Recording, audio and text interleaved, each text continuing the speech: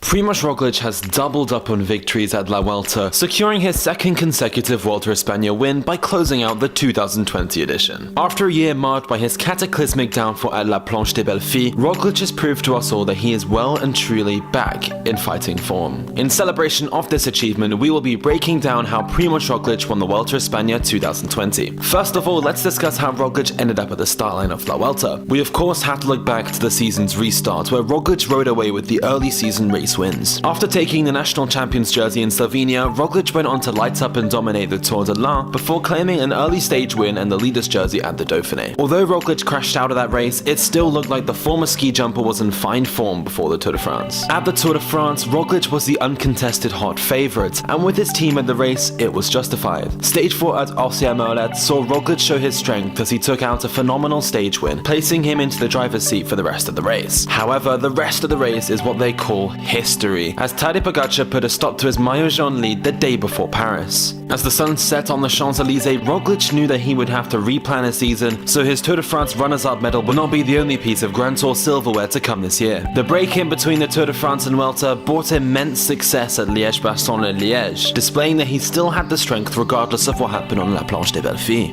Now with the start line of the final Grand Tour of the year as the reigning Vuelta Espana and Liège-Bastogne-Liège winner, as well as Tour de France runner-up, Roglic looked to be the one to beat. Even on the first day of the race, Roglic would make one of his sneaky moves that he has done so much in 2020. Running away in the final kilometer courtesy of some excellent teamwork from Sepp Kuss, Roglic won the first stage in Arrate, claiming the red jersey in the process. The following days would be a defensive game for Roglic as he looked to consolidate his early lead, sprinting to second places on stage 2 and 3 as Dan Martin and Richard Carapaz emerged as the challengers. Roglic, as ever though, looked unaffected by their challenges. However, on stage 6 the race would see its toughest test yet, the Aramon Formigal. The end of the first week culminated in a mix of emotions for Roglic on the slopes of this iconic climb. Whilst Izagirre danced to stage victory, Carapaz, Carthy and Soler made a decisive move early on into the climb. Isolated and without the support of Sepp Kuss, Roglic looked vulnerable as Carapaz took the virtual lead on the road. The Ecuadorian looked to be gaining a steady gap of around 30 seconds on the climb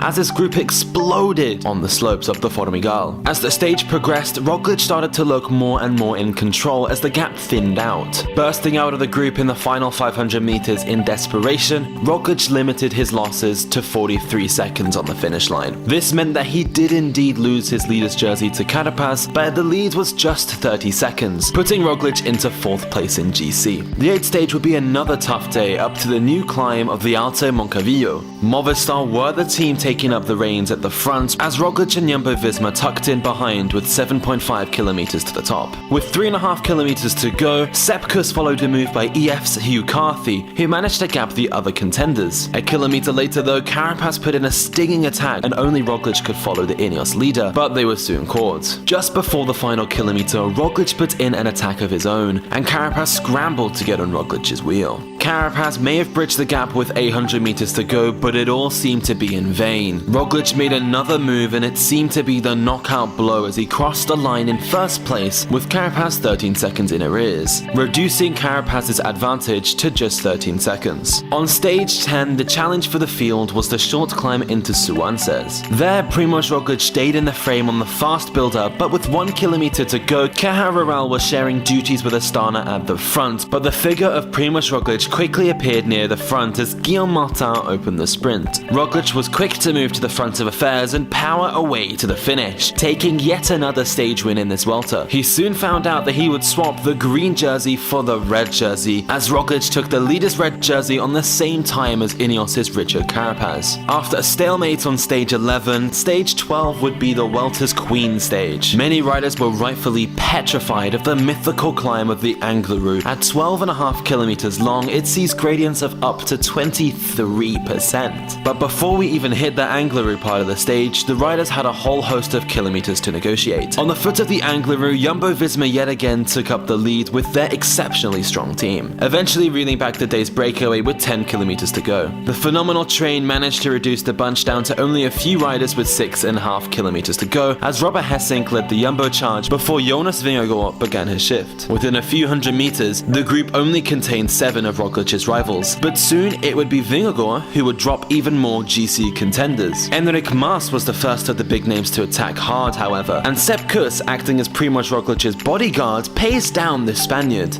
But moments before the 3 kilometer to go banner, Roglic started to show cracks, just before the infamous Cuena de las Cabres pathway, which shoots up to 23%. Carapaz could sense the weakness in his rival and pushed on with just 2 kilometers left on the stage, leaving behind a struggling Roglic who could only hang on to his henchman Kuss. Roglic crossed the line 24 seconds down on Hugh Carthy, and by that Richard Carapaz took over the red leader's jersey as the Ecuadorian held a slender margin of just 10 seconds. After the final rest day of the Vuelta, the peloton was set to tackle the Vuelta's only time trial, spanning 33 kilometers on rolling terrain, but the sting in the tail would be the final climb to the Mirador de Zaro. Primož Roglic managed to take the win by only a solitary second ahead of Will Barter. To add to stage glory, Roglic took 49 seconds on Richard Carapaz. The Slovenian would take over the race lead, now 39 seconds over Richard Carapaz. This lead would prove to be crucial as the final week looked a little bit easier than the 2 weeks prior, with less mountain stages on the agenda. Stage 16 was a fairly routine day as the breakaway was managed well by the peloton as Movistar controlled affairs with the aim of setting up Valverde for the stage win. However, once the sprint came, Valverde opened up too soon, and it was EF's Magnus Cort Nielsen who would take the win ahead of Primož Roglic in second place, who managed to gain vital bonus seconds and extend his overall lead in the process. Stage 17 would be the final mountain test of the Vuelta a España and the final competitive day of racing. A big breakaway did escape though, and a team working hard in the favourites group early on was Movistar in order to set up their leaders as top 10 threats Stella Cruz and Gaudu slipped up the road. However, once we got closer and closer to this final climb, Primož Roglic was sitting comfortable behind his teammates who finally took up the reins. Just like in the Tour de France and La Vuelta 2020, however, Jumbo-Visma were just too strong when it mattered. Things weren't too easy for Richard Carapaz, who was completely isolated with 28 kilometers from the finish. Once we were on the final climb, Roglic seemed to be struggling with the undulating gradients, but with over 4 kilometers to go, Roglic only had his lieutenant of Sepp Kuss to control the much reduced group of favorites. Then Vlasov attacked, and soon Hugh Carthy would do the same. However, this was quickly closed down by Carapaz and Roglic,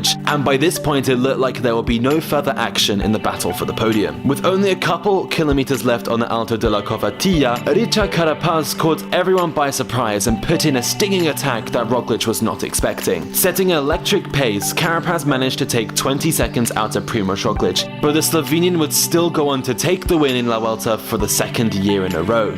With Roglic now 24 seconds ahead of Ineos' Richard Carapaz and 47 seconds ahead of Hugh Carthy from EF, it looked like a done deal for the Slovenian, who would ride into Madrid with the red jersey yet again, closing off a wonderful Vuelta a España with the red and green jerseys, in addition to his 4 stage wins. Interestingly, however, the Slovenian would have failed to get the win if it weren't for the precious bonus seconds he swept up over the 3 weeks of racing. Roglic managed to take 48 bonus seconds in total, so he can start to be very thankful for the efforts he put in to sprint to 2nd and 3rd place on earlier days. Nevertheless, Primož has achieved another fantastic feat and the 2nd Grand Tour victory for Slovenia this year. Therefore, I am sure you will join me in congratulating this fine rider on his 2nd consecutive red jersey victory. That's everything from today. Thank you very much for watching, and stay tuned to the Cycling Dane channel for more end-of-year content and Grand Tour reviews. I'm asked you here, why don't you comment down below what your favorite moment of the 2020 Vuelta a España was?